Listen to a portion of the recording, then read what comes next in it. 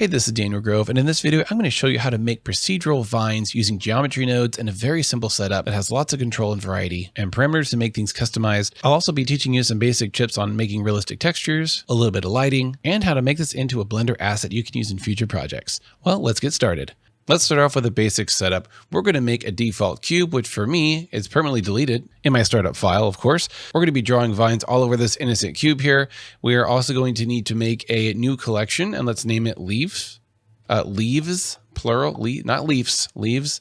There we go. Now, the leaf texture itself is called Leaf Set 017. You can find it for free on Ambient CG. It looks like this. Lots of variety, and it is a PBR material, which means there's 5 different images for the different aspects to make these leaves look photorealistic. But because these are going to be really small, we're not going to be looking up close to them, I would suggest just downloading the 1K version so you're not using up a bunch of RAM and memory with, thousands of leaves in your scene. Once you downloaded that image, click on your leaves collection and Shift A and create a plane. And we're just going to move it over here to the side. So I just typed in GY so I can move it on the Y axis. Press period on your numpad and 7 on your numpad to get a flat above and centered view. Now let's split our view and add the material for these leaves. So put your mouse in the corner, drag down. We're going to make a shader editor right there. Create a new material and call it leaves. Click on your printable BSDF and press Ctrl-Shift-T, which will bring up the automatic Node Wrangler shortcut, and this will allow us to load multiple PBR images all at once. So navigate to wherever you saved that texture to. For me, I have a Blender folder with everything. Then I have a textures folder. Then I have Nature's Alpha and Leaf 017. Here we go. So they're all in here. Ignore these 2 files here because they're not for Blender. Now we actually really only care about 3 things: the opacity, which is the mask, the color data, and the normals. So make sure to use the normal GL, not the normal DX. In my experience, the normal DX doesn't work right with Blender. I'm sure there's changes you need to make, but I just don't want to do that. So normal GL it is, and also your roughness. So once you've got those controls selected, press the button there, and voila, it makes our setup. So we've got the alpha channel down here, the normals plugged in to the normal map. We've got roughness and color data. Awesome. And we can see here, it looks good, although there's black here. But if we go to rendered view, that black is actually transparent. Watch, we can, there we go. See, there, it's transparent. There's nothing actually in those empty spaces, okay? So that's great. Now we need to cut this into separate objects. An easy way to do that is tab into edit mode, press Control R, and that's a loop cut. So we're going to add a cut there. We're going to add another Control R, click and drag right there, and then Control R, click and drag right there. Awesome. So we just cut this into 6 different faces, right? Now select that first one, press P, and then separate by selection, and then do that for the other faces. Select P selection, select P section, select P section, select P section. All right, now if you noticed over here, we now have 6 planes, well actually 7. We're going to delete this first one because there is no longer anything in this plane. It's just an empty placeholder, so delete. Now, here we go. We got plane 01 all the way down to 06, which is each leaf. That's great. Now, the origin point, which is this orange dot, is basically where Blender thinks the starting point of this mesh is. And of course, they're all wrong because they came from one big plane where the origin was right here in the middle. So to fix that, press in. We're going to get the side panel over here. Go to Tool and Affect Only Origins. Now we're in a flat above view, which is good because we're going to shift the origin point using the G key, which normally would move the mesh, but in this case, we're just moving the origin because that's what we checked over here. Okay, select the next one, G, move it over here. Let me go back to material view. I don't know why I'm in live render view. There we go. A little bit faster. And I'm going to put it at the base of where the stem actually would be. These textures don't have stems, but I'm going to put them there so that they will originate on the vine on the right place, not just like floating out in air, but they'll actually be connecting to the vine with a little tiny baby stem there. Awesome. Now make sure you uncheck origins because we're done with the, origin moving. Always uncheck that or you'll have some frustration later. All right, so we have our leaves here. Now let's start with the vine and then GeoNode setup. So I'm going to left click on top of my cube, which for me drops my 3D cursor right on top of there. I'm going to press Shift A, go to curve, and I'm going to do a Bezier curve, or Bezier as it's probably supposed to be pronounced. I don't know. My French friends out there, let me know how that's supposed to be pronounced. Now we can select an edge and we can, E for extrude and kind of do this thing. Or we can go over here to our draw tool, which allows us to draw just all kinds of cool stuff. And that automatically does the curves. I like that much more, obviously, because it's great. Now to get rid of our first one, which this is technically one curve object over here, Bezier curve. Let's move it up to our normal collection. But there are two separate, segments within here that are not connected. So I'm going to grab my first one by selecting one of the control points, press L, which selects all the linked segments, and just delete that. There we go. So again, when you're in edit mode of any curve or Bezier curve, you can use the draw tool and you can draw a curve. Now to take this to the next level, we can actually draw along the surface. So I'm going to going back into edit mode and delete these. Now I didn't delete the object, it's still here, but I deleted all the control points within that curve. But watch this, if we go to our tools and we go to depth surface, watch this, I can draw and boom, it draws it on the surface. How cool is that? Very handy for what we're going to be doing. And we could just go wild with that. Not sure what it does when it goes off the surface. Oh yeah, it makes a weird hard edge there. But if you have a very complex, mesh like a building or stairs, it will draw the curves all over. And that's really cool because it sticks right to the surface. So with that set, let's move on to our geometry nodes. Oh, I forgot one more thing. We do want to model some thorns as well that will be also scattered with different controls on our vine. So I'm going to click on my leaf over here, Shift A, and just make a cylinder. There we go. And move it over so it's not on top of the leaf. There we go. Now press period on your numpad, which centers and zooms into your object. Tab to edit mode and just shrink it down really, really small. There we go. Make sure you're shrinking it in edit mode, not in object mode. And then make it a little bit taller with SZ. Grab that top face. I have my face selection mode, selected. S to scale that down. There we go. And then we can even, if you really want to be like accurate, we can do this number where we're going to E for extrude again, go to your edge select mode, hold Alt and select one of those edges. It should grab the whole edge ring there.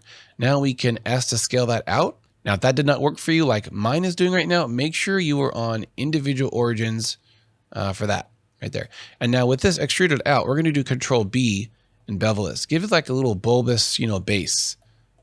And we can also extrude this down a little bit more. So this is a part that'll stick inside of the actual vine, and then press A and GZ to move this up, because now we have that same origin point problem where this origin point right here, this little dot, is where our spawning point will be when this is being created all over the vine thanks to geometry nodes. So we need to make sure this origin point is in the right place. If we have it here, this is gonna be a floating thorn in the air. So in edit mode, I'm gonna move it down to right around there, maybe there. Awesome. Okay. Oh, and W and choose auto shade smooth, nice and smooth. Let's name it. If you have an object selected, just press F2 to name it, Thorn, and let's put it in its own collection, thorns. I'm only gonna have one thorn. You could make multiple if you really love thorns. So in our top editor, we're gonna change it from the shader editor to the geometry nodes. There we go. Make a new setup, and I'm gonna call it Easy Vines. We're going to press N to get rid of our side panel. We basically want as much space as we can get here just to make things visually easier and more clean for us to create things in. We don't really need a lot of space down here yet. So let's grab our leaves collection and just drag it into our geometry node setup here. We're going to use that in a little bit, but first, to make our vine actually have shape, we're going to add a node, press Shift A, or F3 I believe works as well. That's a different way to search. I like Shift A because it just shows everything there. But I click on search and I'm going to type in curve circle. There it is. This is a primitive shape there. We're going to basically make this circle follow the curve, which will give the vine itself the three-dimensional shape to it. Next, we're going to do curve to mesh. So Shift A, search, curve to mesh. There it is. Plug our geometry data, which is coming from the Bezier curve we drew on that cube, and plug it into the curve there. Awesome. And then this primitive, we're going to put this as profile curve. Now we don't see anything because this data is not going anywhere. We're actually going to replace. There we go. What happened? Well, our circle is really big. We have a 1 meter circle following along and tracing that curve. So let's turn that down. I'm going to hold Shift. Click on radius and drag down. There we go. Yay, we have a nice hose vine shape going on. We have the resolution of the circle itself. So, if you have it really low, it's going to be a low poly circle, but I'm going to turn it up to, I don't know, maybe 16.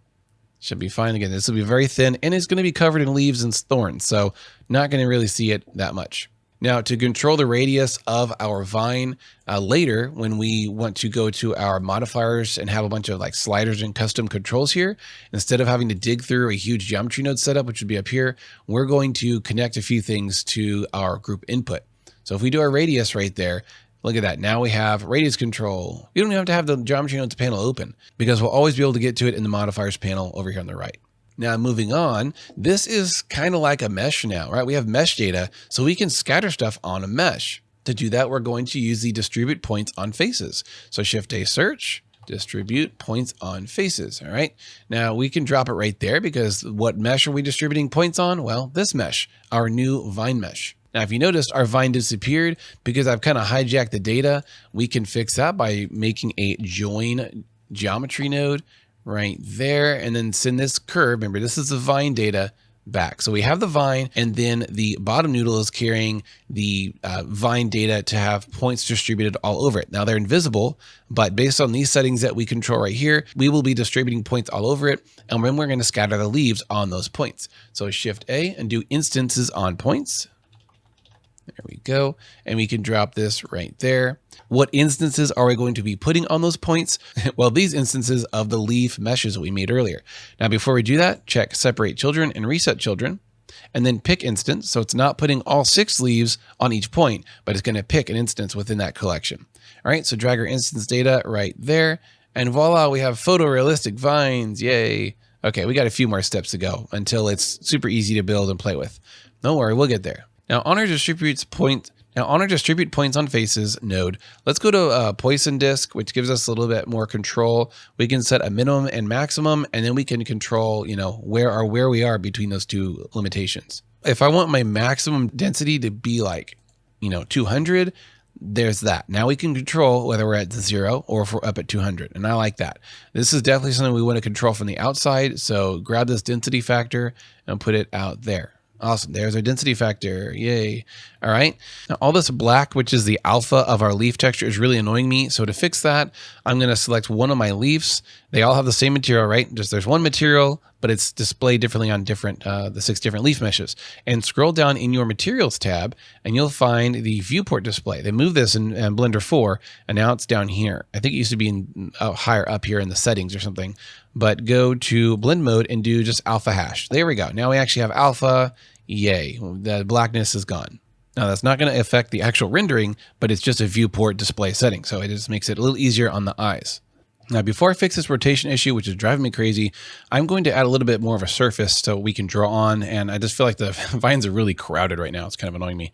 So Shift A mesh plane. Oops, look, we just made a plane inside the leaves collection. Don't do that. Drag it up to the normal collection. And where is it? Oh, it's over there. Here's a cool trick. Alt G to reset your location. S to scale it up. I'm going to move it down right around there to the bottom of the cube. Awesome. And I'm just going to turn off the grid. I don't need the floor overlay with the grid. Now I'm going to edit and then draw some more curves here. Cool. I like that you can do multiple curves within one curve. Nice. Okay, now let's control the scale and the rotation of them. So go back to our geometry nodes.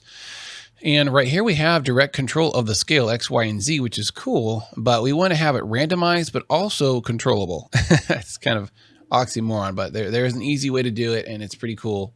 Let's do Shift A, search, and let's do random value. So this is going to give our randomization between like a minimum and a maximum number. And then on top of that, we can basically, we'll do multiply. So Shift A and then math node and set it to multiply. There we go. So our random number comes in here, gets multiplied by whatever this value is, and then that's our new scale. So we can scale it up, and you can see there are small ones and there's big ones. Maybe we don't want them to get that small like that. That doesn't look, natural. So let's do variation between 0.5 and 1.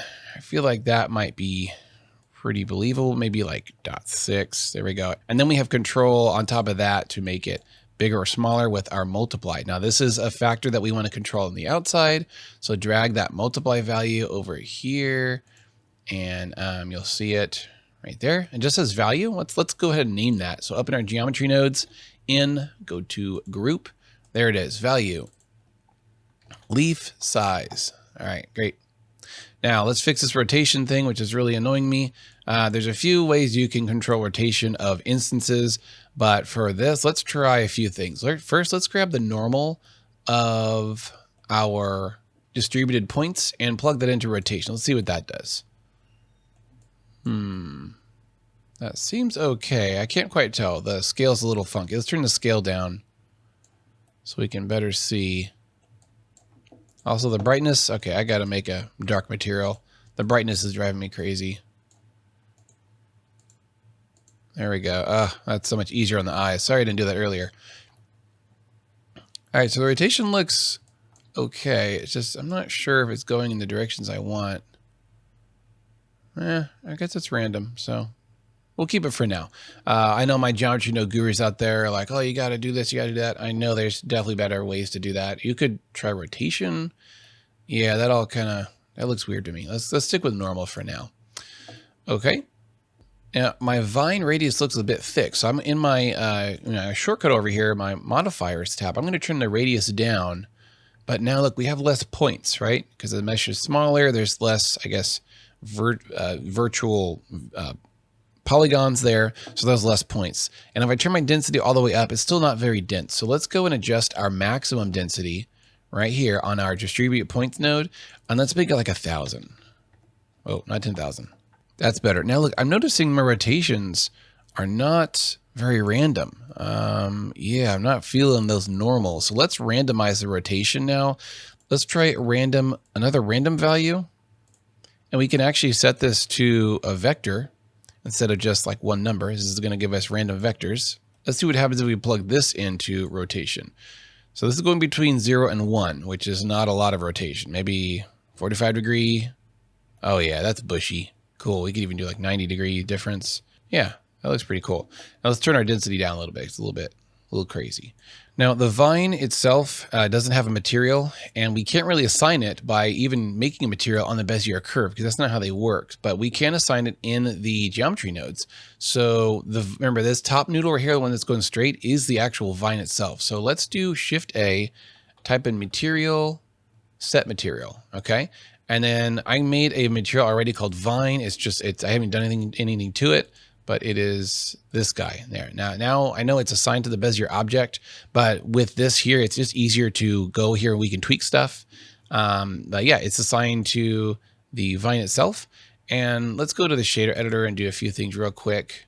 My color's a little dark. Let's turn it up a little bit brighter and a little bit less saturated, like there. Cool. I don't want it too shiny. I want it to be pretty rough, but you can add like noise texture with a color ramp. Oops, ramp. The color ramp is used to give a little bit more crunch and texture because the noise texture output's pretty weak. Oh, we need a bump node. Plug it into height, normal into normal. There we go. So this is a very basic bump setup. Let's zoom in a little bit, see if we can see what's happening here. Turn our scale up a lot, like a whole lot. And also the wrapping is funky. And see, it's like going sideways. Just click on your noise texture and press Control T. Now let's use the object coordinates instead of the generated one because this works better. And yeah, there we go. Now let's make the bump. Let's zoom into the vine here. It looks pretty crazy. Let's just add some areas of bump. You can make it nice and soft, increase the scale. There you go. Kind of a rough, planty texture going on there. There we go. It may not even be visible, but you know what? By golly, it's there. And we also still have control over the color. So sometimes more yellow vines look a little bit more lifelike. It's not all pure green. There we go. I'll just leave that right there. Awesome. Now let's get the thorns in here. We can go back to our geometry nodes. There we go. And this right here is our vine, right?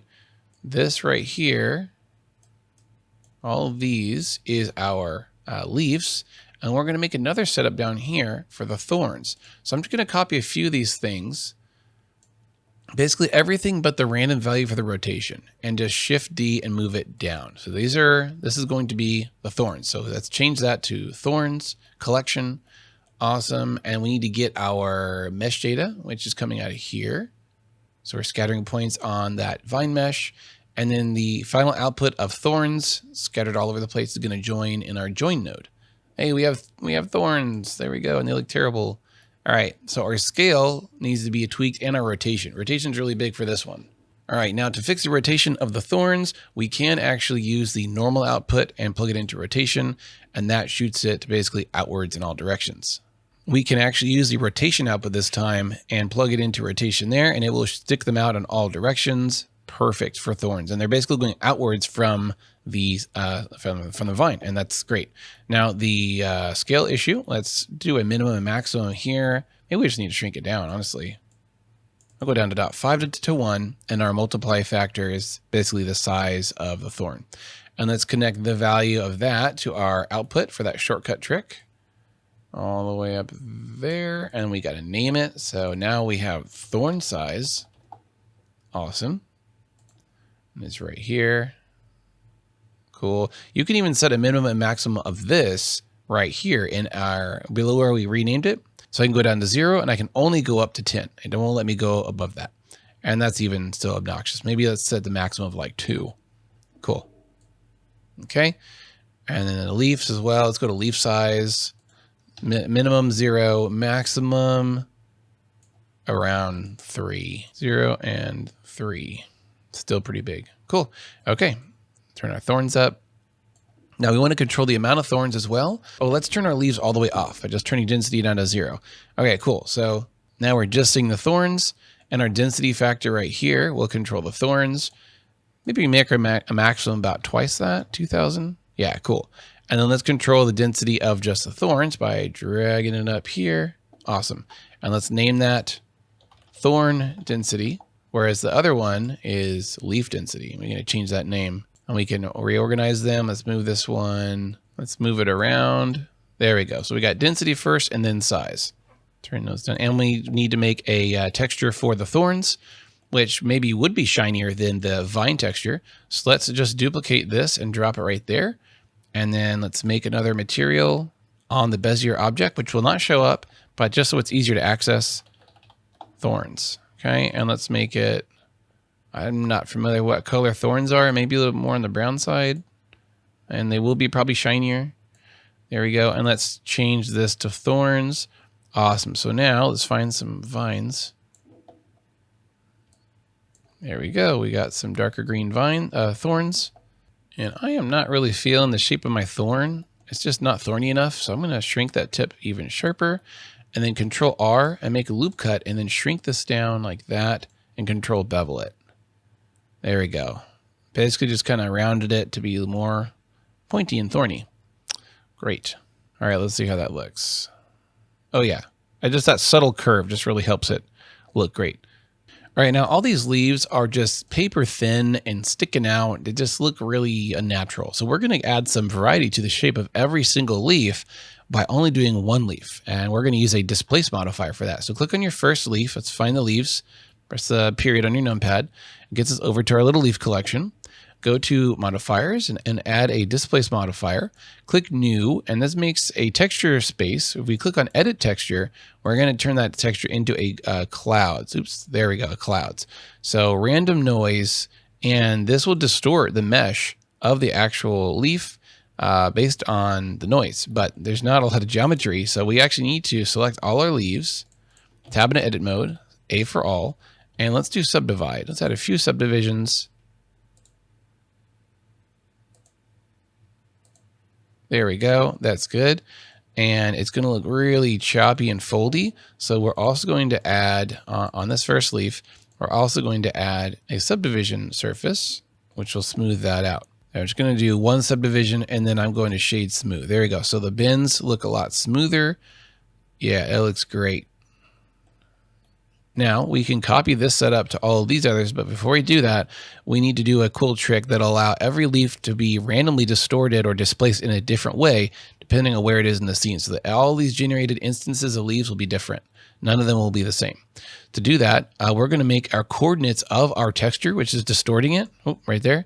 We're going to go to object, and you really just select any object. It could be the camera, it could be the plane is what I just did. So watch, as this leaf moves, look at that. It's changing in our reference to the location of the plane, which means a different distortion in a different location of the noise. Very cool. So we're going to now copy that to all these others. So select all the other 5 leaves and then the main one last. See how it's brighter orange? And then Control L and link modifiers or copy modifiers. There we go. So now as these get, instanced all over the scene, they'll have a different bendiness. Now, if you go and change, one of these like strength parameter right here, it'll only do it on that one, not the others. So if you do make a nice update, select them all and then go back and do copy modifier and they'll all have the same thing. But yeah, let me just undo that because that looked terrible, but just an example, but they'll have a little bit of a wave to them. And hopefully it won't get too far off its origin point because it is kind of coming off its origin point. I have not found a way to easily make the distortion 0 right here and then get stronger outwards. And there's definitely a way to do that, but I haven't done it yet. So here we go. Every leaf has a little bit of a different wave and shape to it. A lot more variety and realness. Great. And there you have it. Now remember, your scene will look more realistic with better lighting. So instead of using a single sun lamp, let's go to the world setting, change our color to plug in a environment texture node, open. I have a bunch of HDR files saved, and let's use a nice HDR. This will make things look just so much more realistic because light is coming from all directions. There's colors to the light. It's just, yeah, wow, looks great. If you don't want to see that in your final render, just turn off camera and it'll just light your scene and not be visible in your final render. Now, if you want to save this geometry nodes as an asset to use later and to access from your actual asset browser in Blender, then let's go to our outliner over here and change to Blender file. And I'm going to go to node groups, easy vines. There it is. These little blue dots means geometry node. So right click on that and choose America's asset.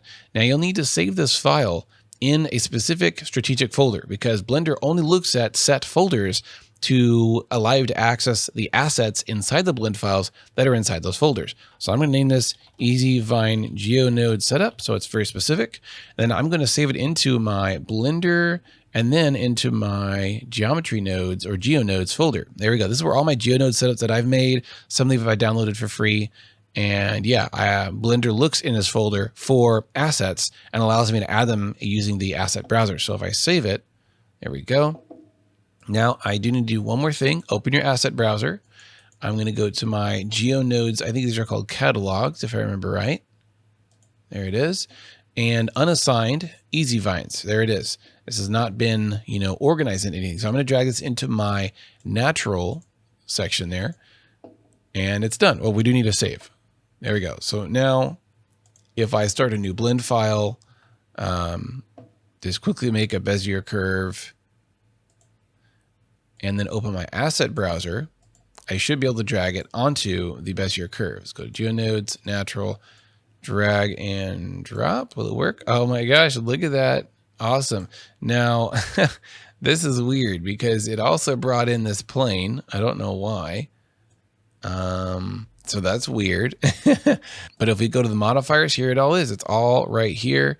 We can control stuff in the same way as we just did before. And now we have leaves and thorns on this little Bezier curve that we just added. And a great thing is that it brings in your collections, your planes, everything. The Thorn collection, Thorn mesh, pretty sweet. So that's how to use the asset browser real quick and dirty. And I do have 2 other way more detailed videos on how to use the asset browser and have fun with that. So thanks for watching.